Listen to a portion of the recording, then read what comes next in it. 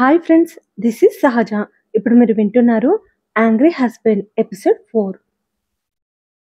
దియ దండ కట్టడానికి ట్రై చేస్తూ కాలు స్లిప్ అయి పడిపోతూ ఉంటే పక్కనే ఉన్న అయాన్ ఆమెను పట్టుకోవడానికి ముందుకు రావడంతో దియా అయాన్ చేతుల్లో పడింది. ఆమె చేతిలో ఉన్న పూలదండ ఇద్దరి మెడల్ని అల్లుకుంది. దియ 2 చేతులతో ముఖాన్ని కప్పేసుకుంది భయంతో.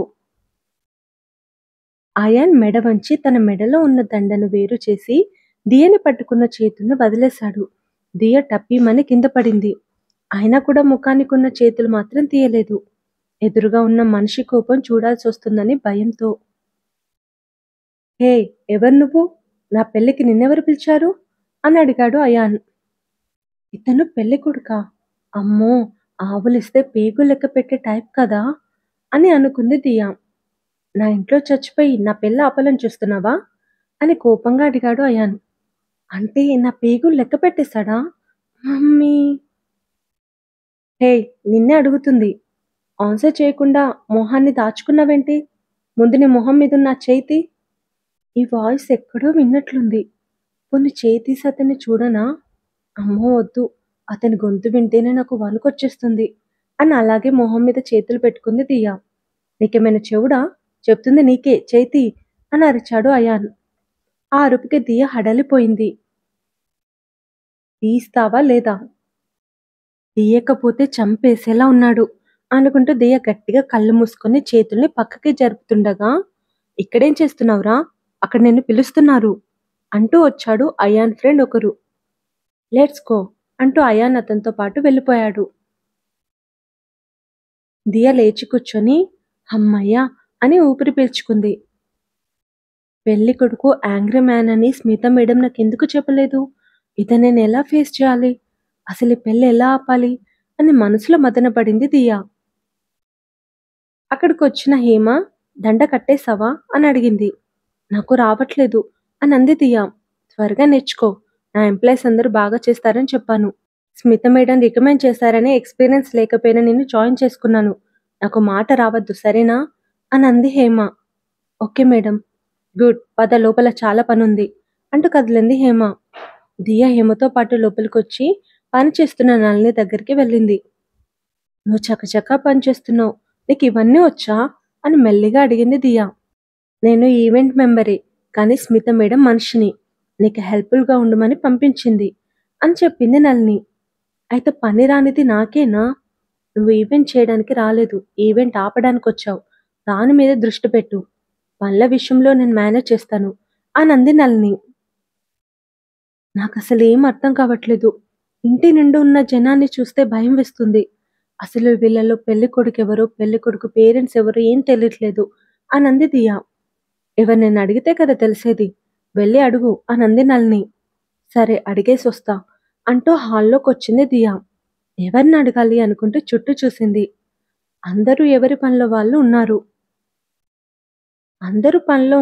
ఖాళీగా ఉన్న వాళ్ళని అడగాలి అనుకుంటూ మళ్ళీ ఒకసారి చుట్టూ పరీక్షగా చూసింది దియా. గోళ్ళని సరి చేసుకుంటున్న ప్రమోదిని కనిపించింది ఆమెకి. ఈమెవరో పనిపాట లేకుండా ఉంది, ఆమెను అడుగుదాం అనుకుని ప్రమోదిని దగ్గరికి వెళ్ళి ఎక్స్క్యూజ్ మీ మేడం అని పిలిచింది దియా. ఎస్, తిరిగి చూడకుండానే అంది ప్రమోదిని. ఈ సంతలో పెళ్లి కొడుకు తల్లి ఎక్కడుంది మేడం అని అడిగింది దియా. ప్రమోదిని తలెత్తి వినయంగా నిల్చున్న దియని చూసింది. నన్నే అడగాలని ఎందుకు అనిపించింది నీకు అని అడిగింది ప్రమోదిని. అందరూ పని చేస్తుంటే మీరు పనిపాట లేకుండా గోళ్ళు గెలుకుంటున్నారు కదా మేడం, అందుకే మిమ్మల్ని అడగాలనిపించింది అని చెప్పింది దియా. ప్రమోదిని ఉసూరుమంటూ లేచి హౌ డేర్ యూ అని అరుస్తూ ఆవేశంగా గాజు బొమ్మని నేలకు విసిరేసింది. దియ భయంతో బిగుసుకుపోయింది. ఎవరే నువ్వు? నా ఇంటికి వచ్చి నా గురించే పిచ్చి పిచ్చిగా మాట్లాడతావా? గుడ్ల గూపల తెరుచుకున్న ప్రమోదిని కళ్ళని చూసి దియకి ఏడుపొచ్చింది. ఏమన్నావమ్మా నువ్వు అన్న దియను ఒక ఆవిడ అడిగింది.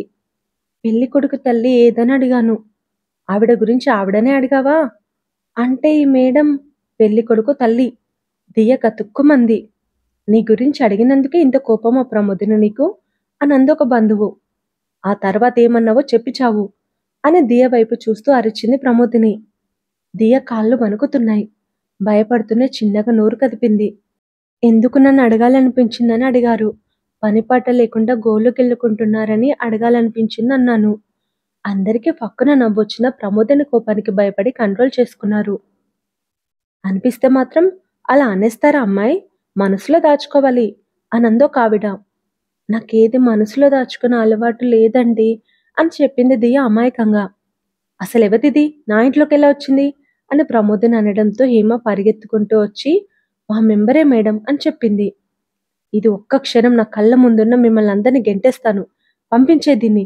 ఆమె అరుపుకి దియ కళ్ళు బైర్లు కమ్ముతున్నాయి. పంపిస్తాను మేడం అంటూ హేమ దియ చేయి పట్టుకుని బయటికి తీసుకెళ్ళింది.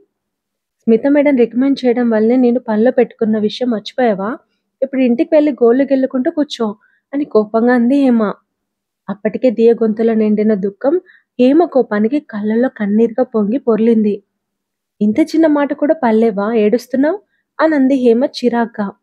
తన కోపం పడదు మేడం. ఎవరైనా చిన్న మాట అన్నా తట్టుకోలేదు. అసలు అక్కడ ఉండలేదు అని చెప్పింది నళిని. మరిక్కడెందుకుంటున్నావు? వెళ్ళిపో అని కోపంగా అంది హేమ. దియ బావురుమంది. చంపేస్తా నిన్ను. పక్కనే ఉన్న అయాన్ ఎవరి మీదో అరిచాడు. పిడుగుల అరుపు దియ చెవిలో చేరడంతో అప్పటికే బయర్లు కమ్ముతున్న దియ స్పృహ తప్పి పడిపోయింది. ఇదేంటి ఇలా పడిపోయింది? కంగారు పడింది హేమ. చెప్పాను కదా మేడం, తన కోపం పడదని. పడదంటే మరి ఈ లెవెల్లో అనుకోలేదు. ఇప్పుడేం చేద్దాం? స్మిత మేడంకి ఫోన్ చేస్తాను. అటు స్మితకి ఫోన్ కలిపి జరిగింది చెప్పింది నళిని. హేమకి ఫోన్ ఇవ్వు అనంది స్మిత. హేమ ఫోన్ తీసుకొని దియతో కష్టం మేడం, ఆమెను పంపించేస్తున్నాను అని అంది. చూడు హేమ, నువ్వేం చేస్తావో నాకు తెలీదు. దియ అక్కడే ఉండాలి. నీకెంత డబ్బు కావాలంటే అంత ఇస్తాను. ఇలాంటి సమస్యలు ఇంకా చాలా ఎదురవుతాయి. అయినా దియ అక్కడే ఉండేలా మీరు చేయాలి అని చెప్పింది స్మిత. కానీ ఎలా మేడం? అసలెందుకు? ఎందుకో నీకు అనవసరం. ఎలా అన్నది నువ్వే ఆలోచించు. కష్టం మేడం. అయితే డబ్బొద్దా నీకు? కావాలి. అయితే దియ అక్కడే ఉండాలి. ఓకే మేడం, దియ ఇక్కడే ఉంటుంది. నేనే ఏదో ఒకటి చేస్తాను అని అంది హేమ. గుడ్ అంటూ ఫోన్ పెట్టేసింది స్మిత. కింద పడిపోయిన దియ ముఖం మీద నీళ్లు చల్లింది హేమ. మెల్లిగా కళ్ళు తెచ్చిన దియ నాకేమైంది అని అడిగింది బేలగా. చేసిందంత చేసి ఏమైందంటుంది చూడు. ఇప్పుడు నువ్వు ఇక్కడ ఉండటానికి మేమేం ఆపసోపాలు పడాలో ఏమో అంటూ చికాగ్గా వెళ్ళిపోయింది హేమ. దియా, ఆర్ యు ఓకే నౌ అని అడిగింది నళిని. ఐఎమ్ ఓకే అంటూ అయాన్ అరుపు గుర్తు చేసుకొని ఈ పెళ్లి కొడుకు అరుపు ఎక్కడో విన్నాను అనుకుంటూ అటువైపు నిల్చొని ఎవరితోనో మాట్లాడుతున్న అయాన్ని చూసింది దియా. ఇతన్ని చూడాలని ఉన్న భయం వేస్తుంది అనుకుని అక్కడి నుండి బయటకు వచ్చేసి దగ్గరలో ఉన్న పార్కులో కూర్చుంది దియా. అరుపుతోనే ప్రాణాలు తీయగలిగే వీళ్ళ మధ్య నేను ఒక్క క్షణం కూడా ఉండలేను. అలానే తిరిగి వెళ్ళలేను. ఈ పెళ్లి చెడగొట్టాలంటే నేను ఇక్కడే ఉండాలి. ఈవిడేమో ఒక్క క్షణం కూడా ఉండొద్దంటుంది. ఇప్పుడు ఏం చేయాలి నేను అని దియ కలవరపడుతుంది. హేమ కూడా అదే కలవరపాట్లో ఉంది. ఎలా ఇంట్లో ఉండాలని దియ బాగా ఆలోచించి ప్రమోదిని దగ్గరికి వెళ్ళింది. అప్పటికే రగిలిపోతున్న ప్రమోదిని దియని చూసి నువ్వింక వెళ్ళలేదా అని మండిపోయింది. తెలియక మిమ్మల్ని హర్ట్ చేశాను మేడం. I'm so sorry. ఈ జాబ్ నాకు చాలా అవసరం. ఇంకోసారి తప్పు జరగదు. నన్ను క్షమించండి మేడం ప్లీజ్. అందరి ముందు దియ క్షమాపణలు చెప్పడంతో ప్రమోదిని మనసు శాంతించింది. ఒకే ఒక్క అవకాశం ఇస్తున్నాను. ఇంకోసారి నీ నుండి చిన్న తప్పు జరిగినా నేను సహించను. చూపుడు వేలితో హెచ్చరించింది ప్రమోదిని. చిన్న తప్పు కాదు మేడం, చాలా పెద్ద తప్పు జరగబోతుంది అని బాధగా అనుకుంటూ ఏ తప్పు జరగదు మేడం అని చెప్పింది దియా. ఇక వెళ్ళు. ప్రమోద్ నుండి ఈ మాట కూడా రూడ్గానే వచ్చింది. అక్కడి నుండి కదలబోయిన దియ పైనుండి చెంపదెబ్బ చప్పుడు వినిపించి ఆగిపోయి అటువైపు చూసింది. ఎంత ధైర్యమే నీకు? నా మీదే వాటర్ పోస్తావా అని కోపంగా అరిచింది సుష్మిత. పొరపాటున నీళ్లు పడ్డాయి మేడం, క్షమించండి. దెబ్బతిన్న చెంపని పట్టుకొని ఏడుస్తూ చెప్పింది పనావిడ. పొరపాటున నీళ్లు పడితే కొడతారా అని నోరు తెచ్చి ఎవరు తను అని పక్కనున్న ఆవిడ్ని అడిగింది దియా. ఈ ఇంటి పెద్ద కోడలు సుష్మిత అని చెప్పింది ఆవిడ. అత్తకి తగ్గ కోడలు అనుకుని బయటికి నడుస్తున్న దియకి అటువైపు వస్తున్న ఆశ భుజం తగిలింది. కళ్ళు నెత్తికెక్కాయా అని అరిచింది ఆశ. ఆమె అరుపుకి దియ దర్చుకుంది. ఆమెనే నాకు తగిలి ఆమెనే తిడుతుందేంటి? ఇక్కడ ఏం మాట్లాడినా కష్టమే. సైలెంట్‌గా ఉండటమే బెటర్ అని అడుగు ముందుకు వేస్తున్న దియ చేయి పట్టుకొని లాగి, సారీ చెప్పడం తెలీదా? అని కోపంగా అంది ఆశ. దియ హేమ వైపు చూసింది. చెప్పు అని కళ్ళతో సైగ చేసింది హేమ. తప్పు చేయకుండా సారీ చెప్పడం ఇష్టం లేని దియ సైలెంట్‌గా ఉండిపోయింది. చెవులు వినిపించట్లేదా? సారీ చెప్పు అని అరిచింది ఆశ. హేమ చటుకున్న దియ దగ్గరకొచ్చి ఆమె పెళ్లి కొడుకు చెల్లెలు ఆశ, ప్రమోదిని మేడం కూతురు. సారీ చెప్పు అని దియ చెవిలో చెప్పింది. నేను ప్రమోదిని మేడంని హర్ట్ చేశాను కాబట్టి సారీ చెప్పాను. ఇప్పుడు నేను ఏ తప్పు చేయలేదు. అయినా సారీ చెప్పాలా? No no. నా సెల్ఫ్ రెస్పెక్ట్‌ని చంపుకొని నేను సారీ చెప్పను. కానీ సారీ చెప్పకపోతే నేను ఇంట్లో నుండి వెళ్ళిపోవాల్సొస్తుంది. ఇప్పుడు ఏం చేయాలి?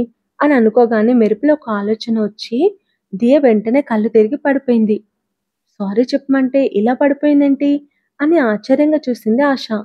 తనకి కోపం పడదు మేడం. ఎవరైనా ఆమె మీద అరుస్తే ఇలాగే పడిపోతుంది. ఇంతకుముందు ప్రమోదిని మేడం కోపం చూసి బయట కళ్ళు తిరిగి పడిపోయింది అని చెప్పింది హేమ. దాని మొహం మీద ఎవరైనా నీళ్లు కొట్టండి అనంది ప్రమోదిని గట్టిగా. మొహం మీద నీళ్లు చల్లిన దియ లేవలేదు. నిద్రపోయే వాళ్ళని లేపొచ్చు కానీ నిద్ర నటించే వాళ్ళని ఎలా లేపుతార్రా మాలోకం అని లోలోపల నవ్వుకుంది దియ. నీళ్లు చల్లినా లేవట్లేదేంటి? కొంపదీసి చచ్చిందా? అనంది పైనుండి చూసి కిందికి వచ్చిన సుష్మిత. అప్పుడే ఇంట్లోకొచ్చిన అయాన్ తండ్రి ప్రవీణ్ కుమార్ సుష్మిత మాటలు విని, పెళ్లి ఇంట్లో చావా? ఈ పెళ్లి ఆగిపోతే నా పరువేం కావాలి? నేను తలెత్తుకొని ఎలా తిరగాలి? అసలేం జరుగుతుందిక్కడ? అని ఇల్లు దద్దరిల్లేలా అరిచాడు. అతని అరుపుకి నిజంగానే దియ స్పృహ తప్పేలా ఉంది. రిలాక్స్ డాడీ, మన పూజారి గారితో శుద్ధి చేస్తే సరిపోతుంది అని తండ్రికి చెప్పి ఈ శవాన్ని తీసుకెళ్లి బయటపడేయండి అని కసిరాడు అయాన్ అన్న అనిల్ కుమార్. కొంపతీసి నన్ను తగలబెడతారా ఏంటి? దియ భయపడిపోయింది. తను చనిపోలేదు సార్, కళ్ళు తిరిగి పడిపోయిందంతే, మేం తీసుకెళ్తాం అంటూ హేమ నలిని దియ చెరభుజం పట్టుకుని తమకు అలాట్ చేసిన అవుట్ హౌస్లోకి తీసుకెళ్లారు. ఇంటి తలుపు దగ్గరికి వేయగానే దియ టక్కున వెళ్లి సోఫాలో కూర్చుని నిట్టూర్చింది. హేమ నలిని విస్తుపోయారు. అంటే ఇది నాటకమా? అని అడిగింది హేమ ఆమె పక్కన కూర్చుంటూ. అవును, సారీ నుండి తప్పించుకోవడానికి పడిపోయా అనంది దియ. ఒక సారీ చెప్పడానికి నీకు సొమ్మేం పోతుంది? నా సెల్ఫ్ రెస్పెక్ట్ పోతుంది. అది సరే, పెళ్లి ఆగిపోతే పరువు పోతుందన్నాడే ఆయనెవరు? అని అడిగింది దియ. పెళ్లి కొడుకు తండ్రి ప్రవీణ్ కుమార్. శవాన్ని తీసుకెళ్లి బయటపడేయండి అన్నాడు అతనెవరు? పెళ్లి కొడుకన్న అనిల్ కుమార్. ఏం దిక్కుమాలిన ఫ్యామిలీరా ఇది అనంది దియ. ఏయ్, ఏంట మాటలు? ఎవరైనా వింటారు అని భయంగా చుట్టూ చూసింది హేమ. భర్త, భార్య, కొడుకులు, కోడలు, కూతురు, ఇంటిల్లిపాది దురహంకారులు. వీళ్ళని దిక్కుమాలిన ఫ్యామిలీ అన్నాక మంచి ఫ్యామిలీ అంటారా? అనంది దియ. వాళ్ళెలాంటి వాళ్ళైనా కానీ నువ్విక్కడ ఉండాలంటే వాళ్ళ కనికి మనకి ఉండక తప్పదు అనంది హేమ. యు మీన్ బానిస? నేను చచ్చినాలో ఉండను అని గట్టిగా చెప్పింది దియ. ఆ మాటల్లో కోపం లేదు, ఆత్మాభిమానమే ఉంది. నువ్విక్కడ ఉండాలంటే తప్పదు, లేదంటే ఇప్పుడే వెళ్ళిపో అనంది హేమ. ఒక క్షణం కూడా ఈ నరకంలో ఉండాలని లేదు నాకు. కానీ స్మిత మేడం అప్పగించిన పని చేయాలంటే 10 రోజులు నేను ఇక్కడే ఉండాలి. ఇప్పటి వరకు నేను చేస్తుంది తప్పనే భావన ఉండేది. కానీ నేను తప్పు చేయట్లేదు. ఇలాంటి కోపిష్టి కుటుంబంలోకి ఆ అమ్మాయి వచ్చి కష్టపడకుండా నేను ఆపుతున్నాను. ఆ అమ్మాయి లైఫ్ కాపాడుతున్నాను. కానీ స్మిత మేడం ఎందుకు తెలిసి నరకంలోకి వచ్చి ఉండాలనుకుంటుంది? ఆ సంగతి తర్వాత చూద్దాం. ముందు ఈ పెళ్లి ఆపాలి. తనకి ఏం చేయాలో ప్లాన్ చేసుకోవాలి అని మనసులో అనుకుంది దియా. ఏం ఆలోచిస్తున్నావు దియా? ఎలా ఉండాలనా? ఎలా వెళ్ళిపోవాలనా? ఎలా మసులుకోవాలని? గుడ్. నువ్విక్కడ ఉండడానికి ప్రమోదిని మేడంని ఎలా రిక్వెస్ట్ చేయాలని చాలా భయపడ్డాను. నువ్వు సింపుల్ సారీతో ప్రాబ్లమ్ సాల్వ్ చేశావు అని అంది హేమ నవ్వుతూ. నేను ఆవిడ్ని హర్ట్ చేశాను కాబట్టి సారీ చెప్పాను. లేకపోతే చెప్పేదాన్ని కాదు. అలా అని వెళ్ళిపోయేదాన్ని కాదు. ఇంకేదో చేసి ఇక్కడే ఉండిపోయేదాన్ని అని చెప్పింది దియా. సరే, ఈరోజు రెస్ట్ తీసుకో. రేపటి నుండి పనిలోకొద్దు గాని. మేం వెళ్తున్నాం. ఏమైనా అవసరం ఉంటే పిలువు అని చెప్పి హేమ నళిని తీసుకొని వెళ్ళిపోయింది. దియ బెడ్రూమ్‌లోకి వెళ్ళి బెడ్ మీద వాలి ఎలా పెళ్లాపాలా దీర్ఘ ఆలోచనలో పడింది. రాత్రి పనావిడ అవుట్ హౌస్‌కే భోజనం తీసుకురావడంతో నలుగురు భోజనం చేసి గదిలోకి వెళ్లారు. ఒక గదిలో హేమరమ్మ పడుకుంటే మరో గదిలో దియ నళిని పడుకున్నారు. ఎలా పెళ్లాపాలో తెలియక దియకి అస్సలు నిద్ర రావట్లేదు. చల్లగాలికుంటే మైండ్ రిఫ్రెష్ అవుతుందని దియ గార్డెన్‌లోకొచ్చింది. ఆశ ఎవరితోనో ఫోన్లో మాట్లాడడం చూసింది దియా. రాత్రి 11 అవుతుంది. ఈ టైంలో ఈ ఆశ ఎవరితో ఫోన్ మాట్లాడుతుంది? బాయ్ ఫ్రెండ్‌తోనా? ఇంకా కాలేజ్ స్టూడెంట్. ఈ ఏజ్‌లో లవ్ అంటే తను రాంగ్ రూట్‌లో వెళ్తుందనిపిస్తుంది. అయినా నేనిలా ఎందుకు ఆలోచిస్తున్నాను? తన ఫ్రెండ్‌తో మాట్లాడుతుందేమో! అయినా ఆమె ఎవరితో మాట్లాడితే నాకేంటి? ఏం చేస్తే నాకేంటి? అనుకుంటూ దియా అక్కడి నుండి కదులుతుండగా ఆమె కాలు తగిలి పూల కుండి కింద పడింది. ఆశ టక్కున తిరిగి ఎవరక్కడ అని పిలిచింది. అమ్మో! ఇది నన్ను చూస్తే సారీ చెప్పమంటుంది. పారిపోవాలి అనుకుంటూ దియ పరుగందుకుంది. ఎవరది అంటూ ఆశ అటువైపు పరిగెత్తింది. ఇది నా వెంట పడుతుందేంటి? ఎలా తప్పించుకోవాలి? అనుకుంటూ దియ ఒక చెట్టు వెనకాల దాక్కుంది. ఆశ అక్కడి వరకు వచ్చి చుట్టే చూసింది. చెట్టు వెనకాల ఉన్న దియ నీడ కనిపించి ఆశ టక్కున ఆమెను పట్టుకోబోతుండగా దియ ఆమెకి అందకుండా పరుగు పెట్టింది. ఏయ్ ఆగవే అంటూ ఆశ దియ వెంట పరిగెత్తింది. ఆశకందకుండా వెనకే చూస్తూ పరిగెడుతున్న దియ స్విమ్మింగ్ పూల్ పక్కన నిల్చున్న అయానికి తగిలి అతనితో సహా స్విమ్మింగ్ పూల్లో పడిపోయింది. ఆ తర్వాత జరిగేది నెక్స్ట్ ఎపిసోడ్లో తెలుసుకుందాం. ఈ ఎపిసోడ్ కనుక మీకు నచ్చితే లైక్ చేయండి, కామెంట్ చేయండి. Thank you.